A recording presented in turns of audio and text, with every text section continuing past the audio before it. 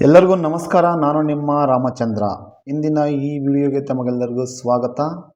ಪ್ರೀತಿಯ 10ನೇ ತರಗತಿ ಮಕ್ಕಳೇ, ಇನ್ನೇನು ಪರೀಕ್ಷೆ ಆರಂಭ ಆಗ್ತಾಯಿದೆ. 18ರಿಂದ ನಿಮಗೆ ಪರೀಕ್ಷೆ ಪ್ರಾರಂಭ ಆಗ್ತಾಯಿದೆ. ಈ ಪರೀಕ್ಷೆಗೆ ತಾವು ಭಾಳಷ್ಟು ಸಿದ್ಧತೆಗಳನ್ನು ಮಾಡ್ಕೊಳ್ತಾ ಇದ್ದೀರಿ. ನಾನು ನನ್ನ ಚಾನಲ್ನಲ್ಲಿ ಕನ್ನಡ ವಿಷಯಕ್ಕೆ ಸಂಬಂಧಪಟ್ಟಂತೆ ಮಾತ್ರ ವಿಡಿಯೋಗಳನ್ನು ಮಾಡ್ತಾಯಿದ್ದೆ. ಹಾಗಾಗಿ ಅಲ್ಲಿ ಕೆಲವೊಬ್ಬರು ಮಕ್ಕಳು ಕಮೆಂಟ್ ಮೂಲಕ ತಿಳಿಸಿದ್ದಾರೆ, ಸರ್ ಸಮಾಜ ವಿಜ್ಞಾನ, ಸೋಷಿಯಲ್ ಸೈನ್ಸ್ ಇಂಪಾರ್ಟೆಂಟ್ ಕ್ವಶನ್ಸು ಹೇಳಿ ಸರ್ ಅಂತ ಹೇಳಿದರೆ, ಅದಕ್ಕೋಸ್ಕರ ನಾನೀಗ ಸಮಾಜ ವಿಜ್ಞಾನಕ್ಕೆ ಸಂಬಂಧಪಟ್ಟಂತೆ ಮುಖ್ಯ ಪ್ರಶ್ನೆಗಳು, ಇಂಪಾರ್ಟೆಂಟ್ ಕ್ವಶನ್ಸು, ಆ ಪ್ರಶ್ನೆಗಳನ್ನ ನಾನು ನಿಮಗೆ ತಿಳಿಸ್ತಾ ಇದ್ದೀನಿ. ಈ ಪ್ರಶ್ನೆಗಳನ್ನು ಓದ್ಕೊಂಡ್ರೆ ನಿಮಗೆ ಪರೀಕ್ಷೆಯಲ್ಲಿ ನೀವು ಹೆಚ್ಚು ಅಂಕಗಳನ್ನು ಗಳಿಸ್ಕೊಳ್ಬಹುದು ಮತ್ತು ಹೆಚ್ಚಿಗೆ ಇದೇ ಪ್ರಶ್ನೆಗಳು ಬರುವ ಸಾಧ್ಯತೆ ಇದೆ. ಹಾಗಾಗಿ ನೀವು ಈ ಪ್ರಶ್ನೆಗಳ ಕಡೆ ಹೆಚ್ಚು ಒತ್ತು ಕೊಡಬೇಕಾಗಿ ತಮ್ಮಲ್ಲಿ ನಾನು ಹೇಳ್ತಾ ಇದ್ದೀನಿ. ಈಗ ವಿಡಿಯೋವನ್ನು ಪ್ರಾರಂಭ ಮಾಡೋಣ. ಇಂಪಾರ್ಟೆಂಟ್ ಕ್ವಶನ್ಸ್ ಯಾವುದು ಅಂತ ನಾನು ಈ ವಿಡಿಯೋದಲ್ಲಿ ನಿಮಗೆ ತಿಳಿಸ್ತೀನಿ. ಅದಕ್ಕಿಂತ ಮೊದಲು ನನ್ನ ಚಾನಲನ್ನು ಯಾರಾದರೂ ಹೊಸದಾಗಿ ನೋಡ್ತಾ ಇದ್ದರೆ ಸಬ್ಸ್ಕ್ರೈಬ್ ಮಾಡ್ಕೊಳ್ಳಿ. ಇಷ್ಟ ಆದರೆ ಲೈಕ್ ಮಾಡಿ, ಇಷ್ಟ ಆಗಿಲ್ಲ ಅಂದರೆ ಡಿಸ್ಲೈಕ್ ಮಾಡಿ. ಆದರೆ ಹಾಗೆ ಸಬ್ಸ್ಕ್ರೈಬ್ ಮಾಡಿಕೊಂಡು ಶೇರ್ ಮಾಡೋದನ್ನು ಮರಿಬೇಡಿ. ಬನ್ನಿ ವಿಡಿಯೋವನ್ನು ಮಾಡೋಣ. ಒಂದು ವಾಕ್ಯದ ಪ್ರಶ್ನೆಗಳನ್ನು ಯಾವುದರಲ್ಲಿ ಕೇಳ್ತಾರೆ ಮತ್ತು ಒಂದು ಅಂಕದ ಪ್ರಶ್ನೆಗಳು ಯಾವುದು ಇಂಪಾರ್ಟೆಂಟ್ ಅಂಥೇಳಿ ನಾನು ಇಲ್ಲಿ ನಿಮಗೆ ತಿಳಿಸ್ತಾ ಇದ್ದೀನಿ. ಮೊದಲಿಗೆ ಇಲ್ಲಿ ಹಲಗಲಿಯ ಬೇಡರು ಬ್ರಿಟಿಷರ ವಿರುದ್ಧ ದಂಗೆ ಏಳಲು ಕಾರಣವೇನು? ರಷ್ಯಾವು ಜರ್ಮನಿಯೊಂದಿಗೆ ಯುದ್ಧರಹಿತ ಒಪ್ಪಂದ ಮಾಡಿಕೊಳ್ಳಲು ಕಾರಣವೇನು? ರಾಷ್ಟ್ರಗಳ ಸಂಘವನ್ನು ಏಕೆ ಸ್ಥಾಪಿಸಲಾಯಿತು? 1976ರ ನಾಗರಿಕ ಹಕ್ಕುಗಳ ಸಂರಕ್ಷಣಾ ಕಾಯ್ದೆಯ ಮಹತ್ವವೇನು? MPRL ವಿರುದ್ಧದ ಚಳುವಳಿಯನ್ನು ಏಕೆ ಹಮ್ಮಿಕೊಳ್ಳಲಾಯಿತು? ಕಬ್ಬಿಣ ಮತ್ತು ಉಕ್ಕು ಕೈಗಾರಿಕೆಯನ್ನು ಮೂಲ ಕೈಗಾರಿಕೆ ಎಂದು ಕರೆಯುತ್ತಾರೆ, ಏಕೆ? ಕೇಂದ್ರ ಸರ್ಕಾರದ ಮುಂಗಡ ಪತ್ರವನ್ನು ಲೋಕಸಭೆಯಲ್ಲಿ ಯಾರು ಮಂಡಿಸುತ್ತಾರೆ? ಜಿಲ್ಲಾ ಕೈಗಾರಿಕಾ ಕೇಂದ್ರಗಳ ಸ್ಥಾಪನೆಯ ಪ್ರಮುಖ ಉದ್ದೇಶವೇನು? ಭದ್ರತಾ ಮಂಡಳಿಯನ್ನು ವಿಶ್ವಸಂಸ್ಥೆಯ ಸಚಿವ ಸಂಪುಟ ಎಂದು ಕರೆಯಲು ಕಾರಣವೇನು? ಭಾರತದಲ್ಲಿ ಅತ್ಯಂತ ಕಡಿಮೆ ಮಳೆಯನ್ನು ಪಡೆಯುವ ಋತುವನ್ನು ಹೆಸರಿಸಿ. ಸಾರಿಗೆ ಎಂದರೇನು? ಭಾರತದ ಯೋಜನಾ ಆಯೋಗದ ಪ್ರಕಾರ ಕೊರತೆ ಹಣಕಾಸು ಎಂದರೇನು? ಸುರೇಶನು ಶಾಲೆಗೆ ಹೋಗುವಾಗ ಅಪಘಾತಕ್ಕೀಡಾಗುತ್ತಾನೆ. ಆತನನ್ನು ನೋಡಲು ಜನ ಸೇರುತ್ತಾರೆ. ಇದು ಯಾವ ವಿಧದ ಸಮೂಹ ವರ್ತನೆಯಾಗಿದೆ? ಉದ್ಯಮಿಗಳು ಪ್ರಾಂತೀಯ ತಾರತಮ್ಯವನ್ನು ನಿವಾರಿಸಲು ಹೇಗೆ ಸಹಾಯ ಮಾಡುತ್ತಾರೆ? ಅಂತಾರಾಷ್ಟ್ರೀಯ ನ್ಯಾಯಾಲಯದ ಕೇಂದ್ರ ಕಚೇರಿಯು ಎಲ್ಲಿದೆ? ಅಪ್ಪಿಕೋ ಚಳುವಳಿಯು ಎಲ್ಲಿ ನಡೆಯಿತು? ಸಮೂಹ ಮಾಧ್ಯಮ ಎಂದರೇನು? ಇಸ್ರೋದ ಪ್ರಥಮ ಅಧ್ಯಕ್ಷರು ಯಾರು? ಉಳಿತಾಯ ಆಯವ್ಯಯ ಎಂದರೇನು? ಉದ್ಯಮಗಾರಿಕೆ ಎಂದರೇನು? ಮಕ್ಕಳೇ, ಇಲ್ಲಿ ನಿಮಗೆ 8 ಪ್ರಶ್ನೆಗಳನ್ನು ಕೇಳ್ತಾರೆ. ಒಂದು ವಾಕ್ಯದ ಪ್ರಶ್ನೆಗಳು ಅಥವಾ ಒಂದು ಅಂಕದ ಪ್ರಶ್ನೆಗಳು. ಖಂಡಿತ ಈಗ ನಾನು ಇಲ್ಲಿ 20 ಪ್ರಶ್ನೆಗಳನ್ನು ತಿಳಿಸಿದ್ದೆ. ಈ 20 ಪ್ರಶ್ನೆಗಳಲ್ಲೇ ಹೆಚ್ಚಿನ ಪ್ರಶ್ನೆಗಳು ಬರುವ ಸಾಧ್ಯತೆ ಇದೆ. ಹಾಗಾಗಿ ಇವುಗಳಿಗೆ ನೀವು ಹೆಚ್ಚು ಒತ್ತನ್ನು ಕೊಡಬೇಕಾಗಿದೆ. ಇನ್ನು ಮುಂದೆ 2 ಅಂಕದ ಪ್ರಶ್ನೆಗಳನ್ನು ಇಲ್ಲಿ ನಾನು ತಿಳಿಸ್ತಾ ಇದ್ದೇನೆ. ಪ್ರತ್ಯಕ್ಷ ಹಾಗೂ ಪರೋಕ್ಷ ನೇಮಕಾತಿಗಳ ನಡುವಿನ ವ್ಯತ್ಯಾಸಗಳಾವುವು? ಆಹಾರ ಮತ್ತು ಕೃಷಿ ಸಂಸ್ಥೆಯ ಉದ್ದೇಶಗಳಾವುವು? ಹೆಣ್ಣು ಭ್ರೂಣ ಹತ್ಯೆಯ ದುಷ್ಪರಿಣಾಮಗಳನ್ನು ವಿವರಿಸಿ. ದೊಂಬಿಯ ನಿಯಂತ್ರಣ ಕ್ರಮಗಳನ್ನು ವಿವರಿಸಿ. ಭಾರತದಲ್ಲಿ ತಮ್ಮ ಸಾಮ್ರಾಜ್ಯ ವಿಸ್ತರಣೆಗಾಗಿ ಬ್ರಿಟಿಷರು ಅನುಸರಿಸಿದ ನೀತಿಗಳಾವುವು? ಹೈದರಾಬಾದ್ ಸಂಸ್ಥಾನವನ್ನು ಭಾರತ ಒಕ್ಕೂಟಕ್ಕೆ ಹೇಗೆ ವಿಲೀನಗೊಳಿಸಲಾಯಿತು? ಬಾವಿ ನೀರಾವರಿಯು ಅತಿ ಪ್ರಮುಖವಾದ ನೀರಾವರಿ ಪದ್ಧತಿಯಾಗಿದೆ, ಏಕೆ? ಭಾರತದಲ್ಲಿ ತೋಟಗಾರಿಕಾ ಬೇಸಾಯದ ಬೆಳವಣಿಗೆಗೆ ಸಹಾಯಕವಾಗಿರುವ ಅಂಶಗಳನ್ನು ವಿವರಿಸಿ.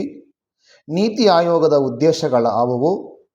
ಪ್ರತಿ ವರ್ಷವೂ ಮಾರ್ಚ್ 15ರಂದು ವಿಶ್ವ ಗ್ರಾಹಕರ ಹಕ್ಕುಗಳ ದಿನವನ್ನು ಆಚರಿಸುತ್ತಾರೆ, ಏಕೆ? ಕರ್ನಾಟಕ ಲೋಕಸೇವಾ ಆಯೋಗದ ಕಾರ್ಯಗಳನ್ನು ವಿವರಿಸಿ. ವಿಶ್ವದ ರಾಷ್ಟ್ರಗಳ ಅಭಿವೃದ್ಧಿಯಲ್ಲಿ IBRDಯ ಪಾತ್ರವನ್ನು ವಿವರಿಸಿ. ಬಾಲಕಾರ್ಮಿಕ ಸಮಸ್ಯೆಗೆ ಕಾರಣಗಳಾವುವು? ದೊಂಬಿಗೆ ಕಾರಣಗಳಾವುವು? ಜುನಾಗಢ ಸಂಸ್ಥಾನವನ್ನು ಭಾರತದ ಒಕ್ಕೂಟಕ್ಕೆ ಹೇಗೆ ವಿಲೀನಗೊಳಿಸಲಾಯಿತು? ಮಳೆ ಕೊಯ್ಲಿನ ಪ್ರಾಮುಖ್ಯತೆಯನ್ನು ವಿವರಿಸಿ. ಹತ್ತಿಯು ಭಾರತದ ಅತ್ಯಂತ ಪ್ರಮುಖ ನಾರು ಬೆಳೆಯಾಗಿದೆ, ಏಕೆ? ದತ್ತು ಮಕ್ಕಳಿಗೆ ಹಕ್ಕಿಲ್ಲ ನೀತಿಯಿಂದ ಬ್ರಿಟಿಷರ ವಶವಾದ ದೇಶೀಯ ಸಂಸ್ಥಾನಗಳನ್ನು ಹೆಸರಿಸಿ.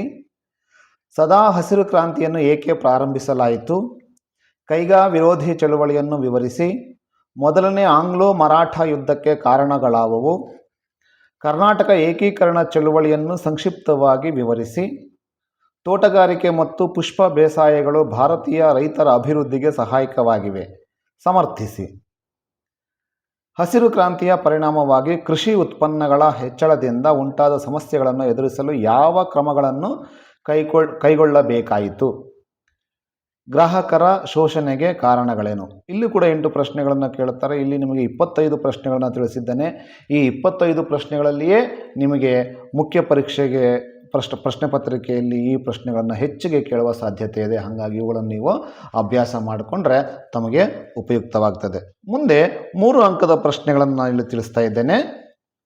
3 ಅಂಕದ ಪ್ರಶ್ನೆಗಳು. 1857ರ ಭಾರತದ ಪ್ರಥಮ ಸ್ವಾತಂತ್ರ್ಯ ಸಂಗ್ರಾಮದ ಪರಿಣಾಮಗಳೇನು? ಭಾರತದಲ್ಲಿ ಬ್ರಿಟಿಷ್ ಶಿಕ್ಷಣದಿಂದ ಉಂಟಾದ ಪರಿಣಾಮಗಳನ್ನು ವಿವರಿಸಿ. ಭೂಕಂಪದ ಮುನ್ನೆಚ್ಚರಿಕಾ ಕ್ರಮಗಳಾವುವು? ದೂರ ಸಂವೇದಿ ತಂತ್ರಜ್ಞಾನದ ಉಪಯೋಗಗಳೇನು? ಅಧಿಕಾರ ವಿಕೇಂದ್ರೀಕರಣವು ಗಾಂಧೀಜಿಯವರ ಗ್ರಾಮ ಸ್ವರಾಜ್ಯ ಕಲ್ಪನೆಯನ್ನು ಎತ್ತಿ ಹಿಡಿಯುತ್ತದೆ, ಹೇಗೆ? ಸಾರ್ವಜನಿಕ ಹಣಕಾಸು ವೈಯಕ್ತಿಕ ಹಣಕಾಸಿಗಿಂತ ಹೇಗೆ ಭಿನ್ನವಾಗಿದೆ? ಪ್ಲಾಸಿ ಕದನದ ಕಾರಣ ಮತ್ತು ಪರಿಣಾಮಗಳನ್ನು ವಿವರಿಸಿ. ಬ್ಯಾಂಕ್ ಖಾತೆ ತೆರೆಯುವುದರಿಂದಾಗುವ ಅನುಕೂಲಗಳಾವುವು? ಉದ್ಯಮಿಗಳ ಕಾರ್ಯಗಳಾವುವು?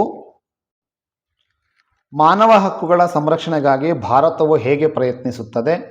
ನಿರುದ್ಯೋಗದ ಪರಿಣಾಮಗಳನ್ನು ವಿವರಿಸಿ. 19ನೇ ಶತಮಾನವನ್ನು ಭಾರತೀಯ ಪುನರುಜ್ಜೀವನ ಕಾಲ ಎಂದು ಕರೆಯುತ್ತಾರೆ, ಏಕೆ? ಅರಣ್ಯಗಳ ಸಂರಕ್ಷಣಾ ವಿಧಾನಗಳಾವುವು? ಡಚ್ಚರ ವಿರುದ್ಧದ ಮಾರ್ತಾಂಡವರ್ಮನ ಹೋರಾಟವನ್ನು ವಿವರಿಸಿ.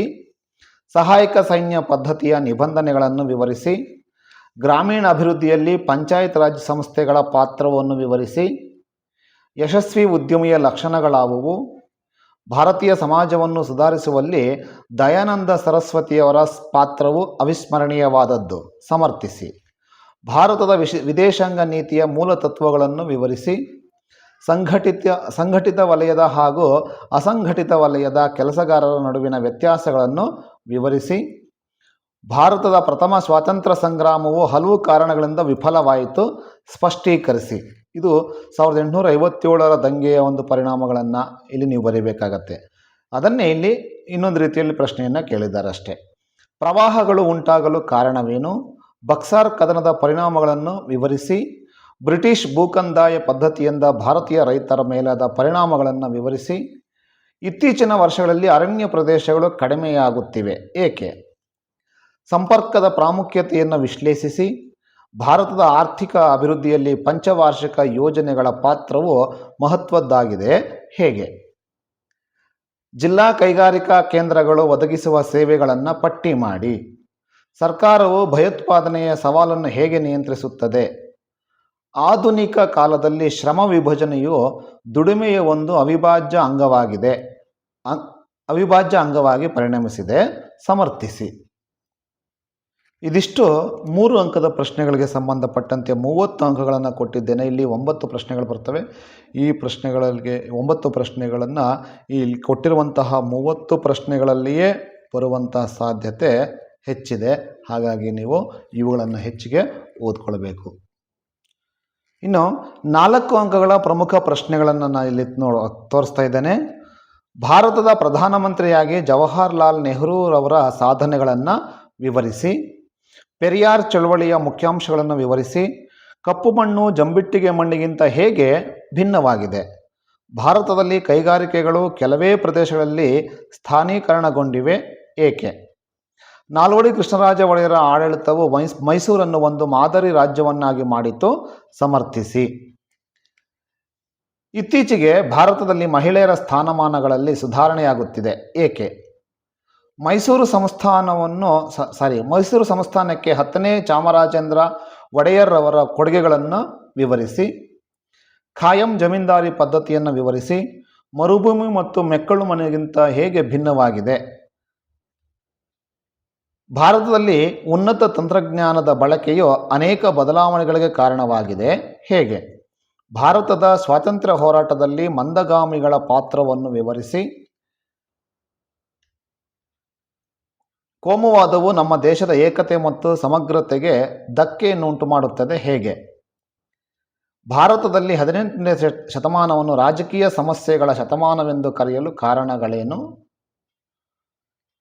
ಮಣ್ಣಿನ ಸಂರಕ್ಷಣೆಯು ಅತ್ಯಂತ ಅವಶ್ಯಕವಾಗಿದೆ ಏಕೆ? ಕೈಗಾರಿಕೆಗಳ ಸ್ಥಾನೀಕರಣದ ಮೇಲೆ ಅನೇಕ ಅಂಶಗಳ ಪ್ರಭಾವ ಬೀರುತ್ತದೆ ಹೇಗೆ? ಸ್ವಾತಂತ್ರ್ಯ ಹೋರಾಟದಲ್ಲಿ ಸಂತಾಲ ಬುಡಕಟ್ಟು ದಂಗೆಯನ್ನು ಭಾರತದ ಆದ್ಯ ಹೋರಾಟ ಎಂದು ಗುರುತಿಸಲಾಗಿದೆ ಏಕೆ? ಭಾರತದಲ್ಲಿ ಸಾಕ್ಷರತೆ ಪ್ರಮಾಣವನ್ನು ಹೆಚ್ಚಿಸಲು ಸರ್ಕಾರಗಳು ನಿರಂತರವಾಗಿ ಪ್ರಯತ್ನಿಸುತ್ತಿವೆ, ಸಮರ್ಥಿಸಿ. ಇಲ್ಲಿ 4 ಪ್ರಶ್ನೆಗಳನ್ನು ಕೇಳ್ತಾರೆ ಮಕ್ಕಳೇ. ಇಲ್ಲಿ ಒಟ್ಟು 17 ಪ್ರಶ್ನೆಗಳನ್ನು ಕೊಟ್ಟಿದ್ದೇನೆ. ಈ 17 ಪ್ರಶ್ನೆಗಳಲ್ಲಿಯೇ ನಿಮಗೆ ಪರೀಕ್ಷೆಗೆ ನೀವು 4 ಪ್ರಶ್ನೆಗಳನ್ನು ಕೇಳುವ ಸಾಧ್ಯತೆ ಇದೆ. ಹಾಗಾಗಿ ಇಲ್ಲಿ ನೀವು ಇವುಗಳನ್ನು ಹೆಚ್ಚು ಅಭ್ಯಾಸ ಮಾಡಿಕೊಂಡ್ರೆ ನೀವು 4 ಪ್ರಶ್ನೆಗಳಿಗೆ ಉತ್ತರಗಳನ್ನು ಬರೆಯಬಹುದು. ಇನ್ನು ಕೊನೆಯದು 5ನೇ ಪ್ರಶ್ನೆ, 5 ಅಂಕದ ಪ್ರಶ್ನೆಗೆ ಸಂಬಂಧಪಟ್ಟಂತೆ ನಕ್ಷೆ, ಭಾರತ ನಕ್ಷೆಯನ್ನು ಅವರೇ ಕೊಡ್ತಾರೆ. ಕೆಲವೊಂದು ಸ್ಥಳಗಳನ್ನು ಕೊಡ್ತಾರೆ. ಆ ಸ್ಥಳಗಳನ್ನು ಕರೆಕ್ಟಾಗಿ ನೀವು ಗುರುತಿಸ್ಬಿಟ್ರೆ ಖಂಡಿತವಾಗ್ಲೂ ನಿಮಗೆ ಇಲ್ಲಿ 5ಕ್ಕೆ 5 ಅಂಕ ಸಿಗ್ತದೆ. ಇಲ್ಲಿ ಯಾವ್ಯಾವ ಸ್ಥಳಗಳನ್ನು ಕೊಡಬಹುದು ಇವುಗಳ ಬಗ್ಗೆ ನೀವು ಹೆಚ್ಚು ಗಮನ ವಹಿಸಬೇಕಾಗತ್ತೆ. ಇಲ್ಲಿ 23 ಡಿಗ್ರಿ 30 ಉತ್ತರ ಅಕ್ಷಾಂಶ, ಇಂದಿರಾ ಪಾಯಿಂಟ್, ಕೊಂಕಣ ತೀರ, ಗೋವಿಂದ ಸಾಗರ, ಕೈಗಾ, ಕಾಂಡ್ಲಾ, ಭಾರತದ ಚಹದ ಬಂದರು, ಗುವಾಹಟಿ, ಸೇಲಂ,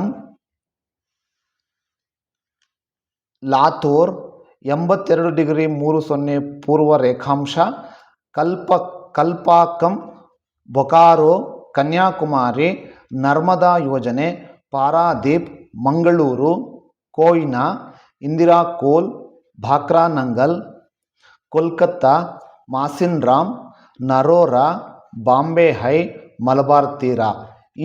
ಈ ಸ್ಥಳಗಳನ್ನು ನೀವು ಹೆಚ್ಚಿಗೆ ಪ್ರಾಕ್ಟೀಸ್ ಮಾಡಿದ್ದೇ ಆದರೆ, ಅಭ್ಯಾಸ ಮಾಡಿದ್ದೇ ಆದರೆ ಖಂಡಿತವಾಗಲೂ ಇದರಲ್ಲಿ ಯಾವುದಾದ್ರೂ ಒಂದು 10 ಸ್ಥಳಗಳನ್ನು ಕೊಡ್ತಾರೆ. 10 ಸ್ಥಳಗಳಲ್ಲಿ ನೀವು ಕನಿಷ್ಠ 5 ಸ್ಥಳಗಳನ್ನು ಬರೀಲೇಬೇಕಾಗತ್ತೆ. 5 ಸ್ಥಳಗಳನ್ನು ನೀವು ಕರೆಕ್ಟಾಗಿ ಗುರುತಿಸಿದ್ದೇ ಆದರೆ ಖಂಡಿತವಾಗಲೂ ನಿಮಗೆ 5 ಅಂಕಗಳು ಸಿಗ್ತವೆ. ನಿಮಗೆ ಸೋಷಿಯಲ್ ಸೈನ್ಸಲ್ಲಿ ನಿಮಗೆ ಎಲ್ಲರಿಗೂ 80ಕ್ಕೆ 80 ಬರಲಿ ಅಂಥೇಳಿ ಆಶಿಸ್ತೇನೆ. ಮತ್ತೆ ಇನ್ನೊಂದು ವಿಡಿಯೋದಲ್ಲಿ ನಿಮ್ಮ ಕೋರಿಕೆ ಮೇರೆಗೆ ಸೈನ್ಸ್ಗೆ ಸಂಬಂಧಪಟ್ಟಂತೆ ಮತ್ತು ಮ್ಯಾಥ್ಸ್ ಸಂಬಂಧಪಟ್ಟಂತೆ ಹಾಗೆ ಇಂಗ್ಲೀಷ್ ಮತ್ತು ಹಿಂದಿನೂ ಕೂಡ ನಾನು ಇಂಥ ಮುಖ್ಯ ಪ್ರಶ್ನೆಗಳನ್ನ ಕೊಡೋದಕ್ಕೆ ಪ್ರಯತ್ನ ಪಡ್ತೇನೆ. ಎಲ್ಲರಿಗೂ ಶುಭವಾಗಲಿ, ಹೆಚ್ಚು ಅಂಕ ಪಡೆದುಕೊಳ್ಳುವಂತೆ ಆಗಲಿ ಅಂತ ಆಶಿಸ್ತಾ ಮತ್ತೊಮ್ಮೆ ಭೇಟಿಯಾಗ್ತೀನಿ ಇನ್ನೊಂದು ವಿಡಿಯೋದಲ್ಲಿ. ಅಲ್ಲಿವರೆಗೂ ನಮಸ್ಕಾರ, ಧನ್ಯವಾದಗಳು.